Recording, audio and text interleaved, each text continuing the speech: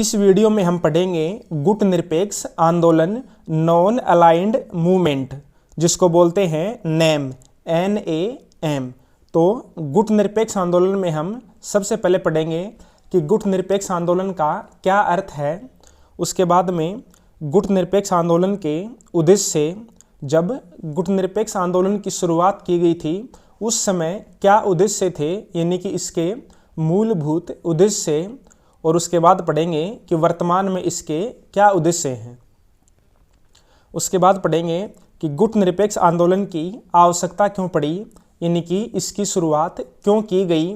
और उसके बाद में पढ़ेंगे गुट निरपेक्ष आंदोलन के महत्व और समस्या, यानी कि इसकी क्या प्रासंगिकता है, यानी कि वर्तमान प्रासंगिकता। तो सबसे पहले देखते हैं गुट निरपेक्ष आंदोलन का अर्थ या इसकी भूमिका।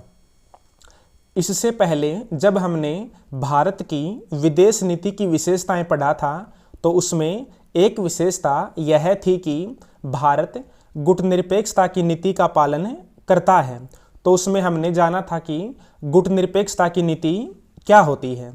गुट निरपेक्षता का मतलब होता है गुटों से निरपेक्ष रहना, गुटों से अलग रहना। जब दूसरे विश्व युद्ध के बाद शीत युद्ध प्रारंभ हो गया था तो शीत युद्ध दो गुटों के बीच में था। एक गुट था पूंजीवादी गुट या पश्चिमी गुट, और दूसरा गुट था पूर्वी गुट या साम्यवादी गुट। तो जो पश्चिमी गुट था उसका नेतृत्व अमेरिका कर रहा था, और जो पूर्वी गुट था उसका नेतृत्व सोवियत संघ कर रहा था। यानी कि विश्व राजनीति में दो गुट बन गए थे, एक था पश्चिमी गुट और दूसरा था पूर्वी गुट, और इन दोनों गुटों के बीच में शीत युद्ध प्रारंभ हो गया था। तो भारत ने इन दोनों गुटों से अलग रहने का निश्चय किया, जिसको बोलते हैं गुट निरपेक्षता की नीति। तो ये हमने भारतीय विदेश नीति की विशेषताओं में पढ़ा था। यहाँ पर हम पढ़ेंगे गुट निरपेक्ष आंदोलन। तो चलिए शुरू करते हैं। गुट निरपेक्ष आंदोलन अंतर्राष्ट्रीय संबंधों को चलाने की नीति, व्यवस्था, आंदोलन तथा विचारधारा है। यह तृतीय विश्व थर्ड वर्ल्ड के देशों द्वारा प्रयुक्त विदेश नीति है। तो तृतीय विश्व क्या होता है, थर्ड वर्ल्ड क्या होता है? जब शीत युद्ध चल रहा था उस समय दो गुट हो गए थे, एक था पश्चिमी गुट और दूसरा था पूर्वी गुट। और इन दो गुटों के अलावा जिन देशों ने गुट निरपेक्षता की नीति को अपनाया उनको बोलते हैं तृतीय विश्व या तीसरी दुनिया। तो जो गुट निरपेक्षता है वह तीसरी दुनिया के देशों द्वारा प्रयुक्त विदेश नीति है।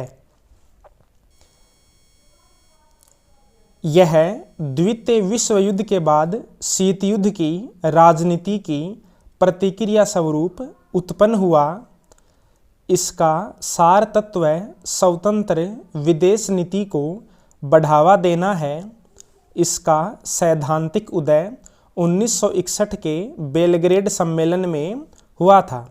तो जो गुट निरपेक्ष आंदोलन है यह शीत युद्ध की जो राजनीति है उसकी प्रतिक्रिया के रूप में प्रकट हुआ था, और इसका सार तत्व है स्वतंत्र विदेश नीति को बढ़ावा देना, यानी कि किसी भी गुट के दबाव में न रहना बल्कि स्वतंत्र विदेश नीति का पालन करना।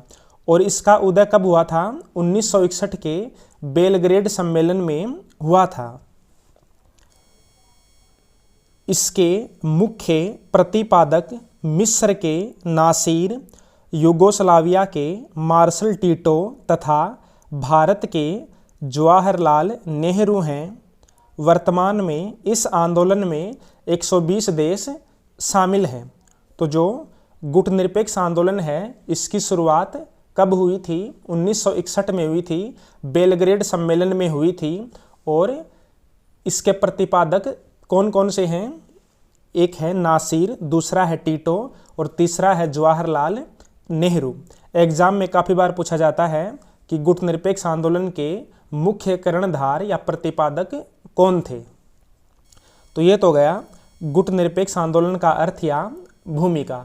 तो गुटनिरपेक्ष आंदोलन क्या है? तृतीय विश्व के देशों द्वारा प्रयुक्त स्वतंत्र विदेश नीति है, जिसके तहत गुटनिरपेक्ष देशों ने किसी भी गुट में शामिल न होने का निर्णय किया। अब देखते हैं गुटनिरपेक्ष आंदोलन के मूलभूत उद्देश्य। यानी कि गुटनिरपेक्ष आंदोलन जब शुरू किया गया था उस समय इसके क्या उद्देश्य थे। पहला है उपनिवेशवाद तथा साम्राज्यवाद का विरोध करना। दूसरा है किसी भी सैनिक गुट का सदस्य न होना। तीसरा है शक्ति राजनीति से दूर रहना। चौथा है अपने देश में महाशक्तियों का सैनिक अड्डा न बनने देना। पांचवा है महाशक्तियों के साथ द्विपक्षीय समझौता न करना। तो ये तो गए मूलभूत उद्देश्य। यानी कि जब गुटनिरपेक्ष आंदोलन की शुरुआत की गई थी तो इसलिए की गई थी कि हमें किसी भी सैनिक गुट में शामिल नहीं होना है, शक्ति राजनीति से दूर रहना है, महाशक्तियों के साथ समझौते नहीं करने हैं और उपनिवेशवाद तथा साम्राज्यवाद का विरोध करना है। अब देखते हैं वर्तमान आवश्यकता के अनुरूप उद्देश्य। यानी कि जो शीत युद्ध है वह तो अब समाप्त हो चुका है, तो जो मूलभूत उद्देश्य थे वो तो अब नहीं रहे, क्योंकि गुटनिरपेक्ष आंदोलन की शुरुआत शीत युद्ध की राजनीति के दौरान ही हुई थी। तो शीत युद्ध तो 1990 के बाद में समाप्त हो चुका है। तो अब देखते हैं कि 1990 के बाद जो गुटनिरपेक्ष आंदोलन है उसके क्या उद्देश्य हैं। पहला उद्देश्य है पारस्परिक लाभ के आधार पर संबंधों को बढ़ावा देना। दूसरा है अंतर्राष्ट्रीय संस्थाओं को मजबूत करना तथा उनका लोकतंत्रीकरण करना। तीसरा है विश्व शांति के लिए दूसरे देशों के साथ सहयोग करना। चौथा है नव शीत युद्ध की राजनीति का त्याग करना। ठीक है, ये तो गए इसके उद्देश्य। अब देखते हैं गुटनिरपेक्ष आंदोलन की आवश्यकता क्यों पड़ी, यानी कि भारत ने गुटनिरपेक्ष आंदोलन को क्यों अपनाया। तो सबसे पहली आवश्यकता है कि वैचारिक कारणों से गुटनिरपेक्षता को अपनाया गया, क्योंकि पश्चिमी गुट में शामिल होने पर साम्राज्यवादी नीतियों का समर्थन करना पड़ता, तो दूसरी ओर साम्यवादी गुट में शामिल होने का अर्थ तानाशाही या एकदलीय व्यवस्था का समर्थन करना होता, जो लोकतांत्रिक मूल्यों के विपरीत है। तो आवश्यकता में पहला पॉइंट क्या है कि यदि भारत पश्चिमी गुट में शामिल होता, यानी कि अमेरिका और ब्रिटेन वाले गुट में शामिल होता, तो इसका मतलब होता कि भारत साम्राज्यवादी नीतियों का समर्थन कर रहा है, क्योंकि जो ब्रिटेन था वह एक साम्राज्यवादी देश था। और यदि भारत साम्यवादी गुट में शामिल होता, यानी कि सोवियत संघ वाले गुट में शामिल होता, तो इसका अर्थ होता कि भारत तानाशाही का समर्थन कर रहा है, क्योंकि जो भी साम्यवादी देश होते हैं उनमें एकदलीय व्यवस्था पाई जाती है, वहां पर लोकतंत्र नहीं होता है।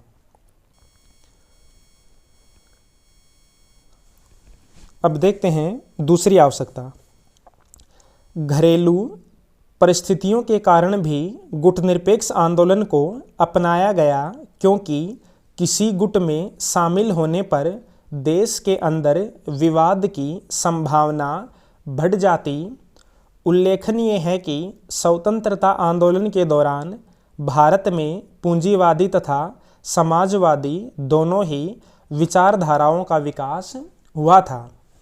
तो दूसरे पॉइंट का क्या मतलब है कि यदि भारत अमेरिकी गुट में शामिल हो जाता, पश्चिमी गुट में शामिल हो जाता, तो इसका मतलब होता कि भारत पूंजीवादी गुट में शामिल हो गया है।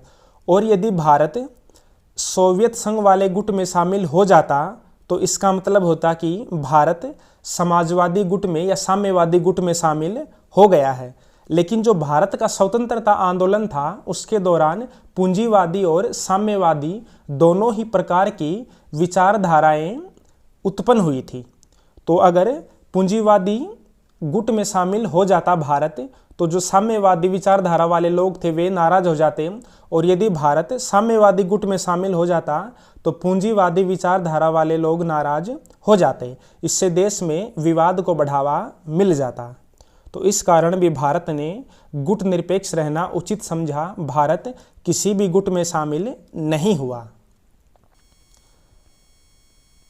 अब देखते हैं तीसरी आवश्यकता। भारत स्वतंत्रता प्राप्ति के बाद सामाजिक आर्थिक विकास करना चाहता था, अतः गुटनिरपेक्ष आंदोलन को साधन बनाकर अपनी सौदेबाजी क्षमता बढ़ाकर दोनों गुटों से उचित सहायता ले सकता था।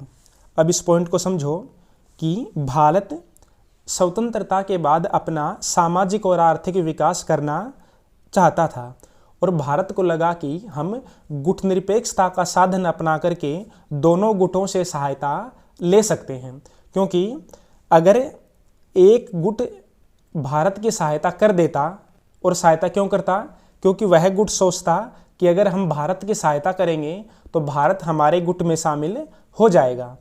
तो अगर एक गुट भारत की सहायता करता तो फिर जो दूसरा गुट है वह भी भारत की सहायता करता, क्योंकि दूसरा गुट सोचता कि कहीं भारत पहले वाले गुट में शामिल न हो जाए।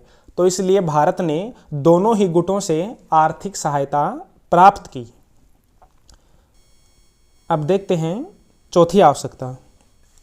भारत केवल औपचारिक स्वतंत्रता नहीं चाहता था, बल्कि महाशक्तियों के प्रभाव से मुक्त रहना चाहता था।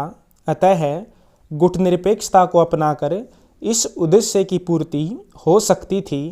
साथ ही गुटनिरपेक्षता का विचार भारत की संस्कृति, सभ्यता व मूल्यों के अनुरूप था। तो जो भारत है वह केवल नाम मात्र की स्वतंत्रता नहीं चाहता था, बल्कि स्वतंत्र विदेश नीति अपनाना चाहता था, महाशक्तियों के प्रभाव से परे रहना चाहता था। और साथ ही जो गुटनिरपेक्षता की नीति है, यानी कि जो शांति की नीति है, वह भारत के मूल्यों और संस्कृति से भी मेल खाती थी। तो इन सभी कारणों से भारत ने गुटनिरपेक्षता की नीति को अपनाया, गुटनिरपेक्ष आंदोलन की शुरुआत की। ठीक है, अब यहाँ तक आपको कोई समस्या नहीं होनी चाहिए। अगर फिर भी कोई पॉइंट समझ में ना आया हो तो आप कमेंट कर देना, मैं आपको समझा दूंगा। अब देखते हैं गुटनिरपेक्ष आंदोलन का महत्व, यानी कि वर्तमान में इसकी क्या प्रासंगिकता है। तो पहला महत्व है, वर्तमान समय में उपनिवेशवाद या साम्राज्यवाद की समाप्ति हो चुकी है, लेकिन नव उपनिवेशवादी शोषण अभी भी चल रहा है। तृतीय विश्व के देश गुटनिरपेक्ष आंदोलन को एक साझे मंच के रूप में प्रयोग करके उत्तर दक्षिण संवाद को सफल बना सकते हैं और उत्तर के देशों पर दबाव डाल सकते हैं। अब इस पॉइंट को समझो कि जो वर्तमान समय में जो पुराना साम्राज्यवाद था, उपनिवेशवाद था, जिसके तहत एक देश दूसरे देश पर आक्रमण करके उसे अपने अधीन कर लेता था, उस दौर की अब समाप्ति हो चुकी है। अब नव उपनिवेशवादी शोषण चल रहा है। तो नव उपनिवेशवादी शोषण में किसी भी देश का आर्थिक शोषण किया जाता है। अंतर्राष्ट्रीय स्तर पर इस प्रकार की नीतियां अपनाई जाती हैं कि जो गरीब देश हैं, जो विकासशील देश हैं, उनका नुकसान हो और जो विकसित देश हैं उनका फायदा हो। तो जो गुटनिरपेक्ष देश हैं ये एक साझे मंच पर आकर के इस नीति का विरोध कर सकते हैं और उत्तर दक्षिण संवाद को सफल बना सकते हैं। अब समझो उत्तर दक्षिण संवाद क्या होता है। उत्तर यानी कि नॉर्थ और दक्षिण का मतलब साउथ। तो उत्तर का मतलब होता है विकसित देश यानी कि पश्चिमी देश, और दक्षिण का मतलब होता है विकासशील देश या गरीब देश।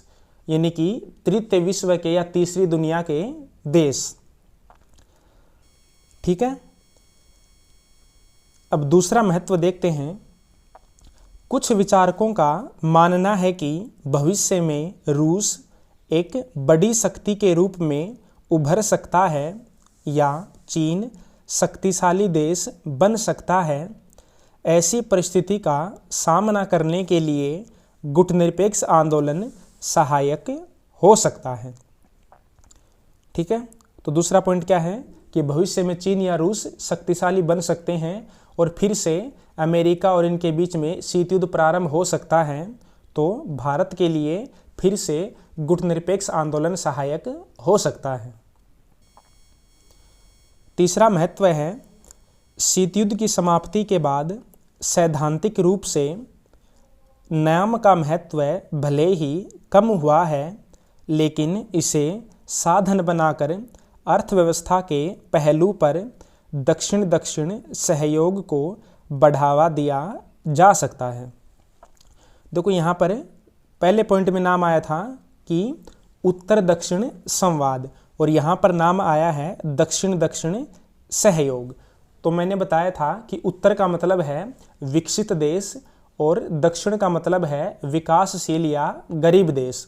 तो दक्षिण दक्षिण सहयोग का मतलब है कि यदि उत्तर के देश यानी कि जो विकसित देश हैं, अगर वे विकासशील देशों का सहयोग नहीं करते हैं तो विकासशील देशों को आपस में सहयोग करना चाहिए। इसको बोलते हैं दक्षिण दक्षिण सहयोग। चौथा महत्व है, गुटनिरपेक्ष आंदोलन के देश एक मंच पर आकर यूएनओ यानी कि संयुक्त राष्ट्र संघ, IMF यानी कि अंतर्राष्ट्रीय मुद्रा कोष, वर्ल्ड बैंक यानी कि विश्व बैंक जैसी संस्थाओं में लोकतांत्रिक सुधारों के लिए विकसित देशों पर दबाव बना सकते हैं। तो जो ये संगठन हैं जैसे यूएनओ, IMF, विश्व बैंक, ये जो देश हैं, ये जो संस्थाएं हैं, इनमें लोकतंत्र नहीं है। इन संस्थाओं में विकसित देशों का प्रभुत्व है। तो जो ये गुटनिरपेक्ष आंदोलन के देश हैं, ये एक साथ एक मंच पर आकर इन संस्थाओं में लोकतांत्रिक सुधार करने के लिए विकसित देशों पर दबाव डाल सकते हैं। तो ये हो गए इसके महत्व। अभी कुछ शॉर्ट में महत्व देख लेते हैं, यानी कि वर्तमान में गुटनिरपेक्ष आंदोलन की क्या प्रासंगिकता है। वर्तमान में निम्नलिखित क्षेत्रों में नाम की प्रासंगिकता दिखाई देती है। पहला पॉइंट है, नई अंतर्राष्ट्रीय आर्थिक व्यवस्था की मांग करना, यानी कि नीओ की मांग करना।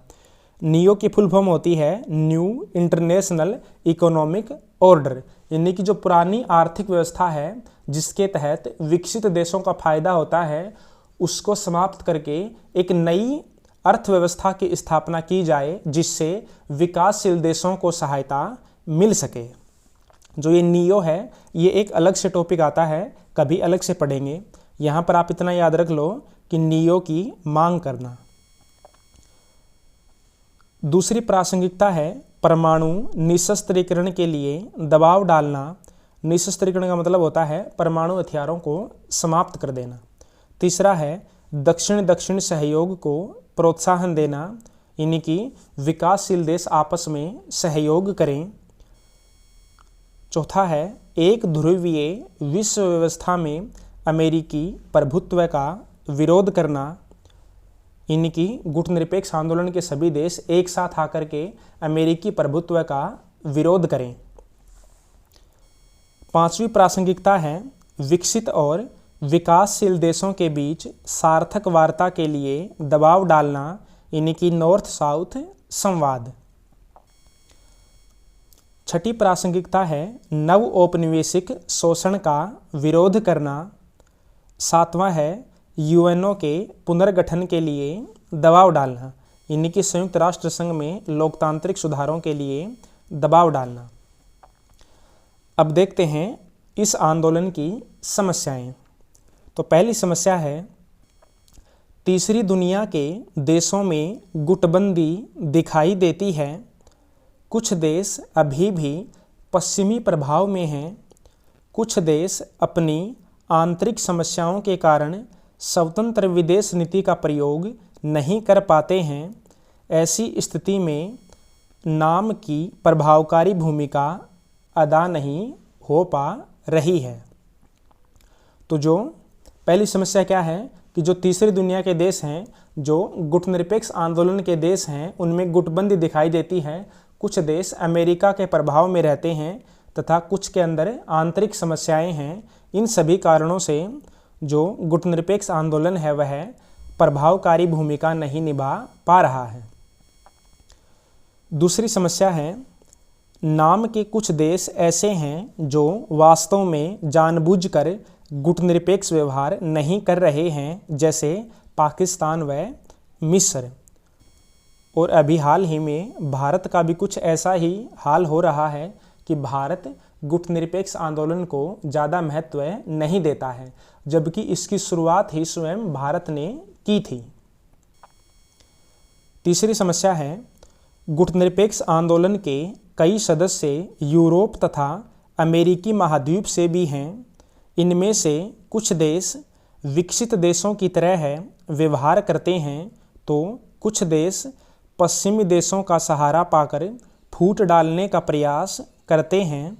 इसके कारण पिछले 2 दशकों से सर्वसम्मति से कोई भी प्रस्ताव पारित नहीं हो पाया है। ठीक है, ये हो गई अब इसकी समस्याएं। अब थोड़ा सा इसका देख लेते हैं निष्कर्ष। तो देखो, प्रासंगिकता का मतलब होता है महत्व बताना, समस्या बताना और उसका फिर निष्कर्ष बताना। ठीक है, तो देखते हैं निष्कर्ष।